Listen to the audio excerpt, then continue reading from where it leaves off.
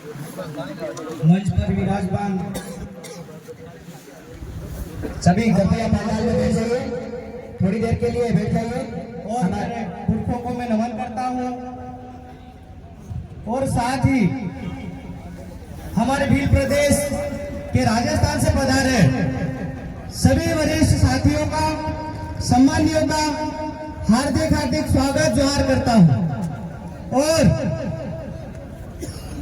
शिवगढ़ की इस पावन धरा पर पांडाल के नीचे बैठे मेरे बड़े बुजुर्ग, माताएं, बहनें और साथियों का मैं तहे दिल से स्वागत करता हूं, जोहार करता हूं।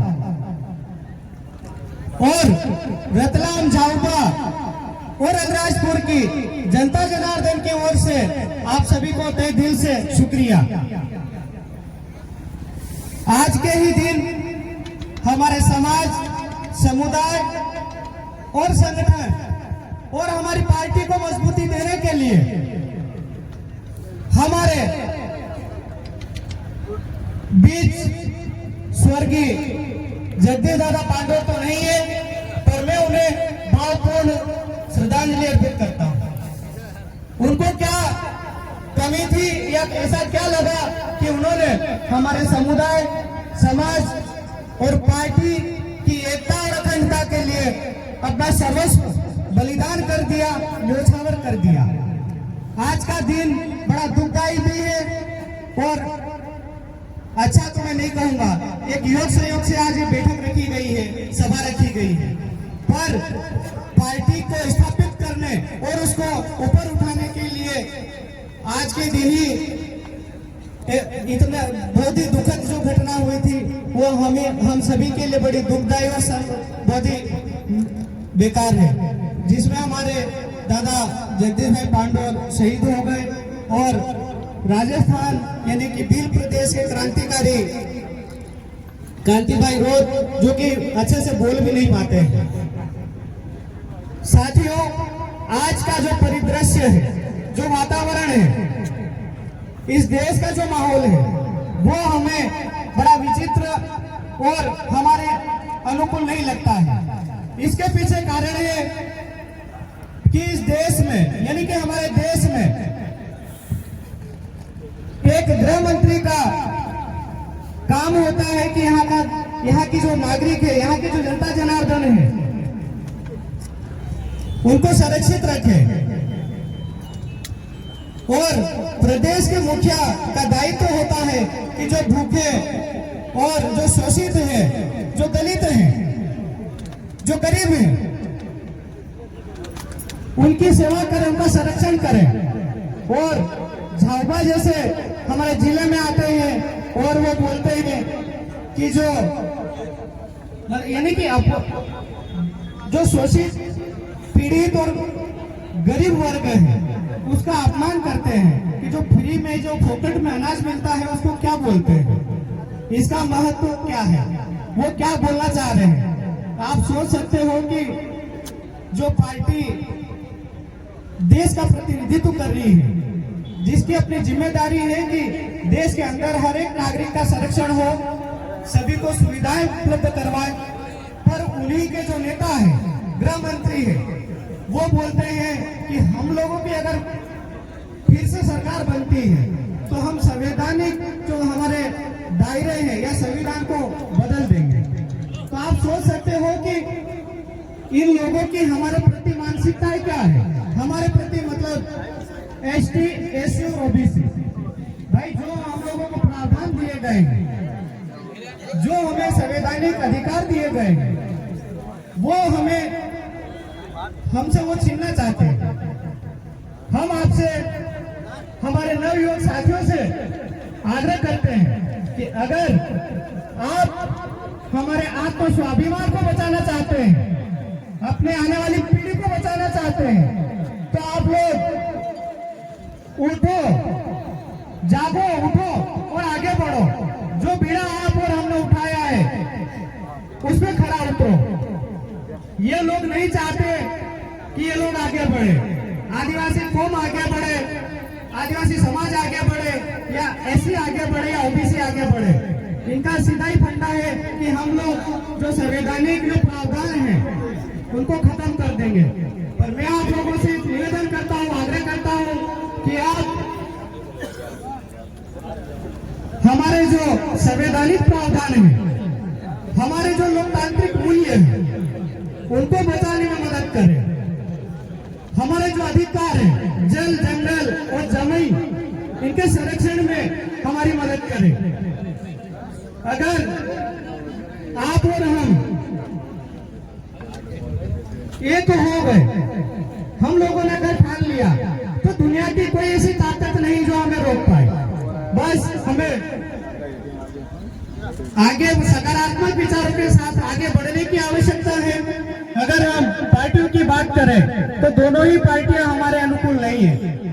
कांग्रेस हो चाहे बीजेपी, ये एक तराजू के दो पलड़े हैं। एक नाक है तो एक साथ नाक है।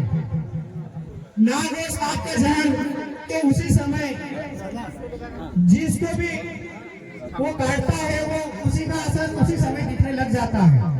पर इन पार्टियों का असर हम पर नहीं दिख रहा है। वो धीरे धीरे हम लोगों को मारना चाह रहे हैं, यानी कि या तो विघटन करके या किसी भी तरीके से।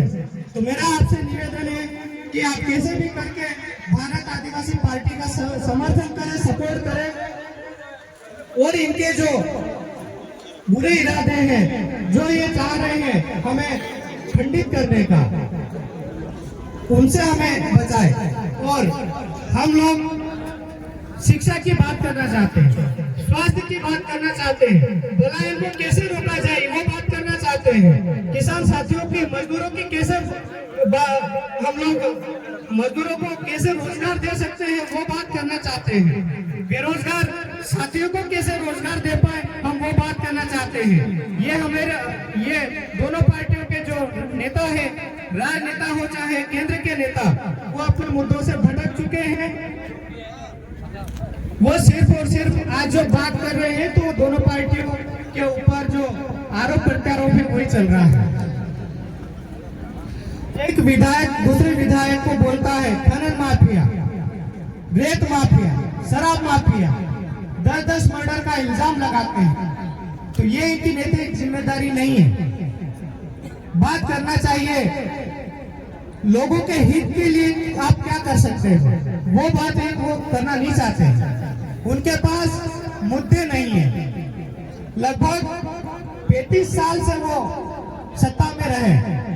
वर्तमान जो हमारे कांतिलाल जी भूरिया प्रत्याशी है कांग्रेस से, आज उनके पास कोई मुद्दे नहीं है। वो सिर्फ और सिर्फ बात कर रहे हैं दूसरे के ऊपर आरोप और प्रत्यारोप की। हम लोग चाहते हैं हर ब्लॉक स्तर पर बेहतर शिक्षा की व्यवस्था हो, वहां पर निःशुल्क कोचिंगों की व्यवस्था हो, ब्लड बैंक हो, और किसान साथियों के लिए जैसे ही रबी सीजन आता है, सितंबर से लगाकर फरवरी, उस दौरान आज की बड़ी किल्लत होती है, मारामारी होती है। ये लोग बोलने के लिए तैयार नहीं होते हैं, पर हमारे जो जनप्रतिनिधि हैं हमारे बंधुओं के बीच में कंधे से कंधा मिलाकर खड़े रहते हैं। उसी दौरान बिजली की बड़ी मारामारी होती है। मैं उस विभाग में काम भी कर चुका हूँ, पर ये जो नेता है ये बोलने के लिए तैयार नहीं रहते हैं। उनका काम है एक दूसरे के ऊपर आरोप प्रत्यारोप करना। वो ये नहीं चाहते कि ये युवा साथी है, ये युवा पीढ़ी है, वो आगे बढ़े, पढ़े लिखे आगे आए। वो चाहते हैं हम लोग शराब बांटे, पैसा बांटे, और इनको कैसे हमारे कब्जे में या जकड़ के रखें। मेरा आपसे निवेदन है कि आप इन सभी से आजाद होकर अपने आत्म स्वाभिमान के लिए, अपने आने वाली पीढ़ी के लिए, अपने खुद के वजूद के लिए खड़े हो, आगे बढ़े और भारत आदिवासी पार्टी की मदद करें, यानी कि हम हमारे स्वयं की मदद करें। जय जवान, जय वीर प्रदेश, आपकी जय। राजो मारा भाई बहनों तम वैसे मत, राजो मारा भाई बहनों, कुकड़ो अल है बोकड़ो अल है, कुकड़ो अल है बोकड़ो अल है, वैसे मत राजो मारा भाई, राजो मारा भाई बहनों तम वैसे मत, पैसा आले है बुकिया आले है पैसा आले है रुपया आले वेसई मती जाजो मारा भाई बहनो तम वेसई मती जाजो मारा भाई बहनो सुनावायो वेसई मती जाजो मारा भाई बहनो तम वेसई मती जाजो मारा भाई बहनो